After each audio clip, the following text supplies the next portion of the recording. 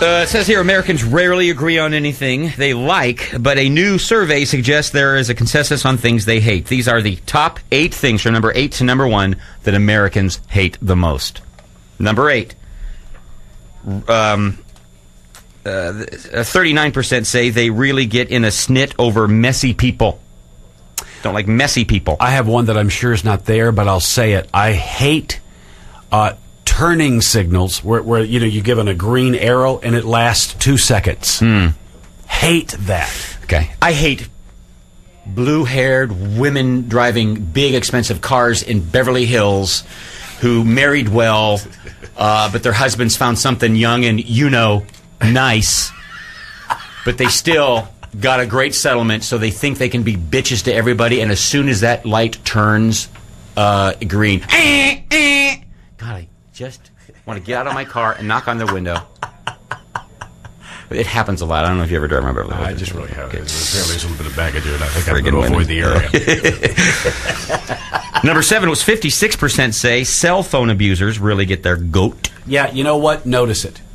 I so hope Arnold Schwarzenegger gets this passed. Notice it. How many people, when they're driving, have a cell phone glued to their head? And it seriously affects driving. In 6th place, 58% of Americans are angry when they're ignored. I'm sorry, what? If you wouldn't have, I would have been very disappointed, because it's exactly what I would have done. I almost went, ignore me. Yeah. 5% say, number 5 was 59% get ticked off by people who are perpetually late. Yeah, that's one of the things I'm trying to pass along to the boy right now who's moving into the musician world, hopefully. And when it comes to, like, he had a little meeting at Starbucks with somebody who's looking for a drummer. I said, you'll be there showered, clean clothes, and 15 minutes early. Even if you get there, you park, and you have to walk around, you're there.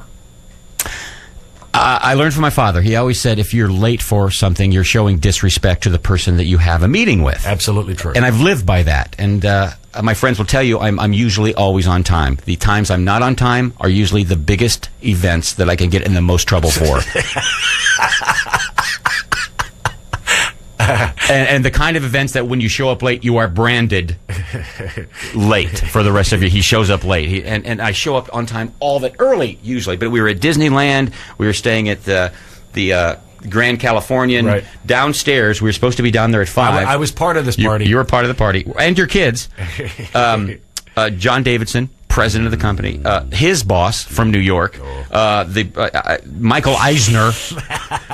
And all these people, and we were to meet them in the lobby and then go over and do this big promotion we were going to do. This is shortly after, maybe 3 weeks after the time change, daylight savings time.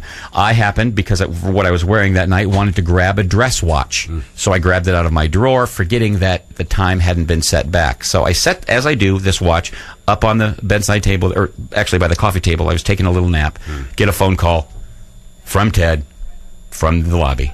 Brian, where are you? Well, I'm in my room, about to start getting ready. Got an hour. No, you don't. You're 20 minutes late, or whatever it was. So I said, knowing that the group of higher-ups were down there, knowing that you've already been waiting 20 minutes, John Davidson, all these people, I said, guys, go. I will hurry up and get ready. No, they want you to come with us. Right. So it took another, 15, 20 minutes to get ready to go down there, and there they were, apologizing all over myself. Oh, no problem, no problem.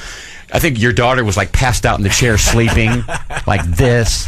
I felt like total crap. But it happens. From this day on, John will look at me in the hallway and go, "You're always late." He doesn't say it, but I know he's thinking it. Right, of course. It's a feeling. All right, number 4. 81% are bugged by poor customer service. Poor customer service. That bugs me too.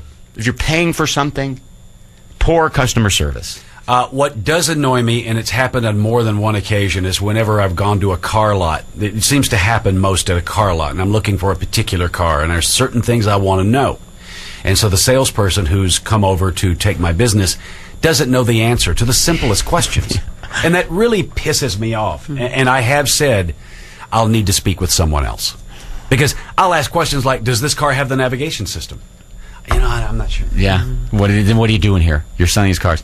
Same experience. A number of years ago, I wanted to buy a Jeep, a new Jeep Wrangler. I always liked them, wanted to buy one. So I went on the car lot. I'm just looking around, and a guy comes out, white shirt sleeves and the tie. And he goes, "Can I help you?" He goes, "Well, I have a few questions about a Jeep. I've never owned one before." And he goes, "Questions? Well, I'm your man. I'm the Jeep professional."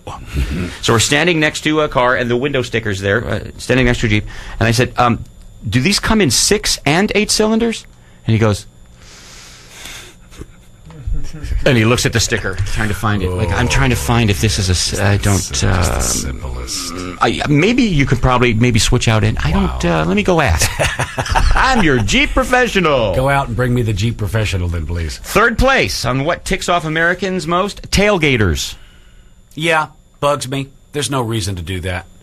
I like to keep a nice 5 or 6 car lengths in between me and that car, so why are you doing that? And second place, rude people. Americans hate rude people. You guys want to try to guess the number one thing that ticks off Americans most? By a landslide, 86%. Right now, gas I was prices? gonna say, yeah, that's my guess too.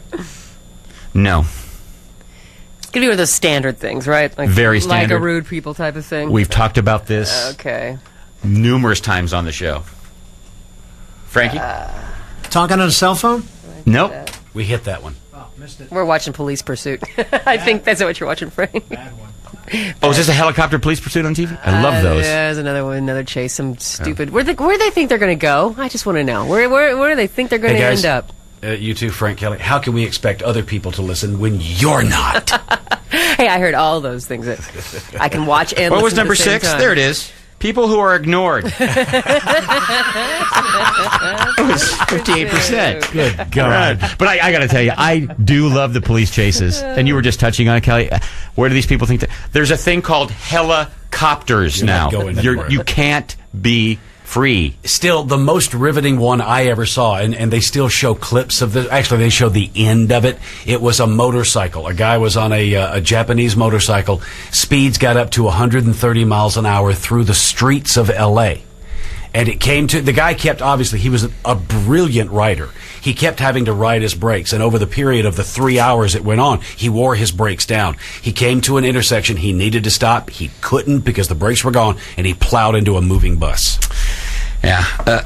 I love them. They're intoxicating. I feel dirty when I watch them, but I will sit for 3 hours and watch that. And I got to tell you, our very own traffic guy, Scott Reif, the Skylord, here locally, you'll hear him during the commercial breaks. He is the best. He also works for Channel 7 News, television news. He is the best at calling those. He's been very professional. He's flying above them. He just knows exactly what to say. He's informative. He's not like searching for things to say that fail the time. He's a great, great reporter. And I've never seen a more professional move than on his part. He flies not only for us, but he also flies for KABC television. And he flew up. He's live on Channel 7. There's a fire at LAX. A helicopter has crashed and is burning on the tarmac at LAX. Skylord flies up over it. He's reporting it. The camera's on it. He professionally gives the report of the fire. Everybody's safe. Not a problem. Gets off the air. Skylord owns 2 helicopters that he rents out. He was reporting on his own helicopter that was on fire. And he knew it the whole time. He never said it. Yeah. He was reporting as he watched his own property burn. That's pro. You know what? Did you guys remember this? The plane, it was like a few months ago, the plane that came down and the nose gear would not lock. And actually, it was bent and going sideways. Right.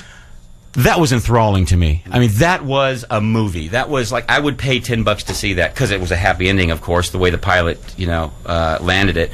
And we're all thinking he was this great hero, and he comes off the plane and says, "Folks, look, we trained for this. Literally, this problem. We've landed planes like this before. It's no big deal. I'm not a hero." But it was just so great. The coverage was great on it. Wow. All right, the number one thing that ticks off Americans most, they agree. I don't know. What ticks you off if you're at home? Okay, telemarketers. Telemarketers. Number one thing. I don't even answer my home phone anymore. I just know it's a telemarketer. Again, it's bad. Let me share this because my own son does it. I'd never heard anybody do it before, and I thought it was brilliantly hilarious. At his home, whenever he gets a phone call from a telemarketer, they'll start into their pitch, and Matthew will go, "I'm sorry, excuse me, could you hang on just a second?" And he puts the phone down, and he walks away and doesn't come back to it. Because it's better than just hanging up. This is making them sit there and wait. So if you're ever wondering why you can't get a hold of the house, it's because the telemarketer called and the phone's been off the hook. Telemarketer, what an invasion of privacy. This is our private home, and you're calling to say that. And when you try to be nice, when you say, you know what, I'm not interested, and then they move to level B, and they start reading that part of the card. I know. I try to blame the company that's trying to sell me something. I try not to blame the telemarketer because they are just doing their job. It's a hard job, and they need money, and it's the only job maybe they could get, so I always try to keep that in mind. It's hard not to get upset, though. Calling my home.